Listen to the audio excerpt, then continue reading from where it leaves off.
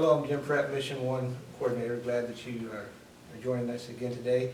Have some very special guests with me today, world-renowned Stephen, Megan, Dame here with us. And going to have a special announcement here in a little bit, but to start with, we want to focus on, of course, Mission 1 teams. And Stephen, Megan, how many international mission trips have the two of you been on? I've been to Honduras 10 times on 10 different times. teams. Yeah. And So- Meg has gone once. To Honduras. To Honduras. And any other international travel team-wise? Of course, you just got back last year from Israel.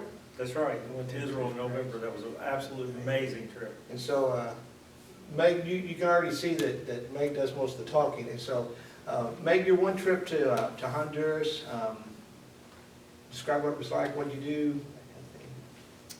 Unbelievable, extremely fun.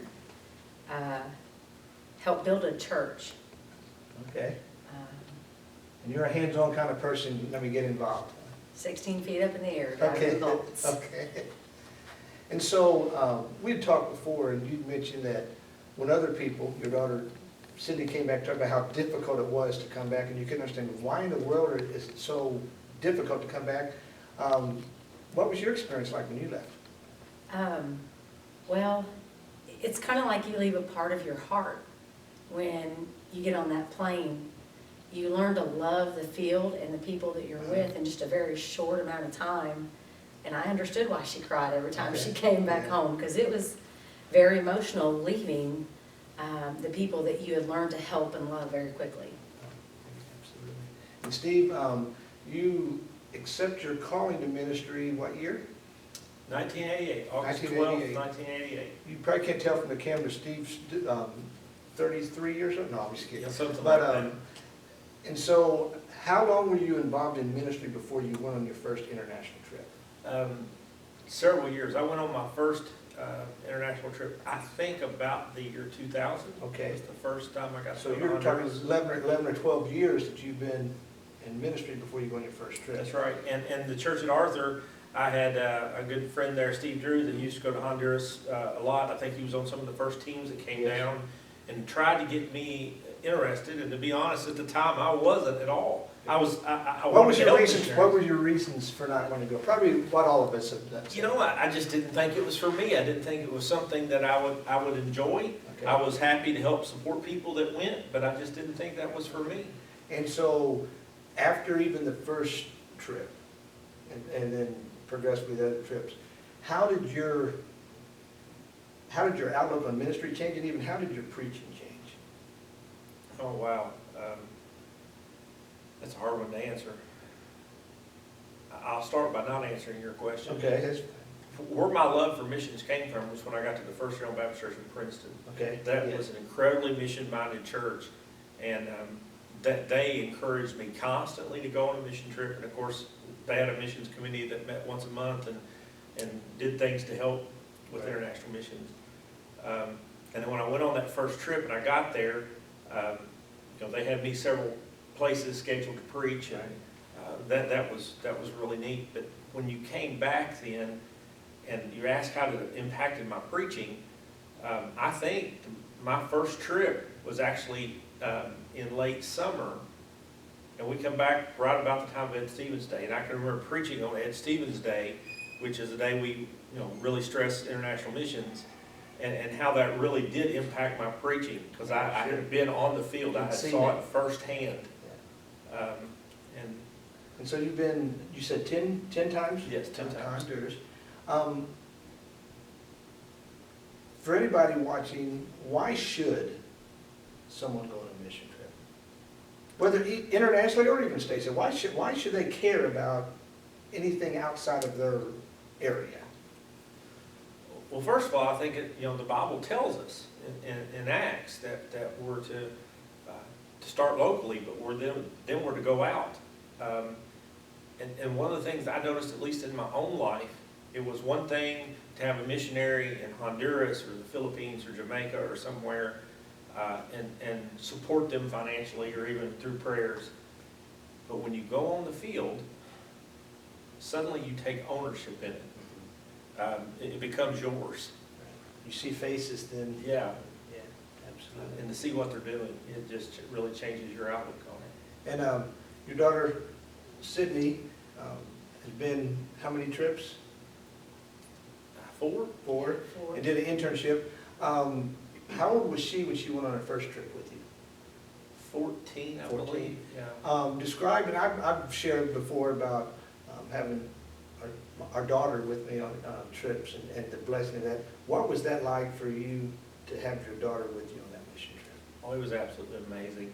And just to watch her eyes, of course, she made friends with some of the girls at Faith Home right away, but then we would go out into the communities and we did food distribution or working on a construction project, and just to watch her take all of that in and see not just her love for God increase, but to see her love for people increase. And I really believe with all my heart, it put a deep love in her for missions and opened her eyes to the way the rest of the world is.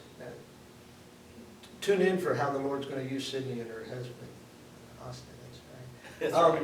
I've shared with people, you can, if you're parenting, especially teenagers, you can save yourself a lot of energy and getting worked up. Take them on a mission trip, and all of a sudden they begin to see people who really do struggle and suffer. And so I think you probably agree with that too. You guys, in addition to Sydney, have three other children. What are their ages? Okay, Marcus is almost 16, will be 16 in January. We have a daughter, Katie Beth, that is 13, and we have another son, Caden, and he will be 11 in October. Yes. Remember, the first time I met Caden, I think we decided he was 6, and I was doing a Mission 1 seminar, and this little 6-year-old raises his hand. It's like, okay, bud, what's your age? So just how old do you have to be to go on one of these trips? So, and those of you that watch, I've shared before how that for many people it's strictly going on mission trips, it's coming back, it's sponsoring a child, it's a kid at Faith Home, it's helping pastors, it's getting involved that way, and it's even maybe going multiple mission trips, maybe it's even doing some short-term trips. But for a number of people, they get the taste of international ministry, and they go through a journey, and then God leads them to take a next step. And I'm excited to transition here right now. And the Dame family is getting ready to take a next step. And so, guys, what's that next step? Well, we have been called to the mission field. We're going to be serving on the island of Saipan as the pastor of Saipan Community Church, and we're incredibly excited about this. 2 years ago, or maybe 3 now, at a summit, we told Mark that we felt that was the direction that God was leading us. We thought it would be later. We kind of told him, Meg needed to retire first. But sometimes God's plans and His timing doesn't correspond with what we tell Him is going to be. That's right. And so, if you could see the map behind me, it's a huge, huge, huge, huge map. But this little, I'm even going to show you right here, this little bitty area over here, you can't get there from here. And so that we're very excited that the Dames are going to be going to Saipan. And I want you to know that they are a wonderful family that God has already used and God's going to use in powerful ways. At our upcoming virtual missions conference, we're also going to add a session from them, and so we invite you to tune into that. But even before then, commit to pray for them. Yes, obviously, it's an adjustment. It's an adjustment for teenagers leaving friends and then leaving family and even family back here with them. But I also want you to pray about helping them. They're going to have to raise some financial support, some share support, and so invite you to do that. Again, if you would like more information about Mission 1 teams, Mission 1 program, contact me at jim.pratt@generalbaptist.com. But thank you guys for tuning in and for talking today. But I'm just very excited about what the Dame family will be doing, and I'm just excited about how God's using families and Mission 1 to call new people to the field. So thank you for joining.